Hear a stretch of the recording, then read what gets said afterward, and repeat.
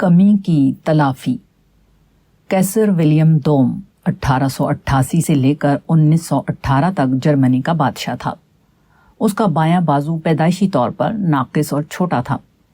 کہا جاتا ہے کہ اس کے غیر معتدل مزاج کا سبب اس کا یہی عضویاتی نقص تھا۔ قیصر ولیم ہی کی غیر مدبرانہ سیاست کے نتیجے میں پہلی جنگ عظیم 1914 تا 1918 چھڑی۔ اس میں ایک طرف جرمنی اور اس کے ساتھی تھے اور دوسری طرف برطانیہ اور اس کے ساتھی۔ آخر کار جرمنی کو شکست ہوئی۔ اسی کے ساتھ ہی قیصر ولیم کی حکومت بھی ختم ہو گئی۔ قید یا قتل سے بچنے کے لیے اس نے اپنا ملک چھوڑ دیا۔ وہ نیدرلینڈ چلا گیا۔ وہاں وہ ڈوم میں خاموشی سے زندگی کے بقیہ دن گزارتا رہا، یہاں تک کہ 4 جون 1941 کو 82 سال کی عمر میں مر گیا۔ پہلی جنگ عظیم سے کچھ پہلے کا واقعہ ہے۔ قیصر ولیم دوم ایک سرکاری دورے پر سوئٹزرلینڈ گیا۔ وہ یہ دیکھ کر بہت خوش ہوا کہ سوئٹزرلینڈ اگرچہ ایک چھوٹا ملک ہے مگر اس کی فوج بہت منظم ہے۔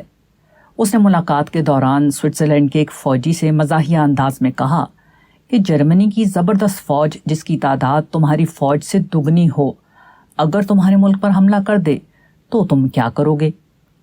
اعلیٰ تربیت یافتہ فوجی نے بڑی سنجیدگی سے جواب دیا، سر ہمیں بس ایک کے بجائے 2 فائر کرنے پڑیں گے۔ سوئس فوجی کا یہ چھوٹا سا جملہ ایک بہت بڑی حقیقت کا اعلان ہے۔ وسائل اگر کم ہوں تو کارکردگی کی زیادتی سے آپ اس کی تلافی کر سکتے ہیں۔ آپ کی تعداد اگر فریق ثانی کی تعداد کا نصف ہے تو آپ دگنی محنت کا ثبوت دے کر زندگی کے میدان میں اس کے برابر ہو سکتے ہیں۔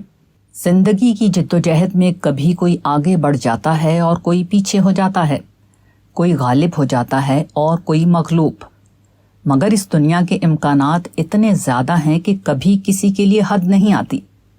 یہاں ہر پچھڑے ہوئے کے لیے دوبارہ آگے بڑھنے کا امکان ہے۔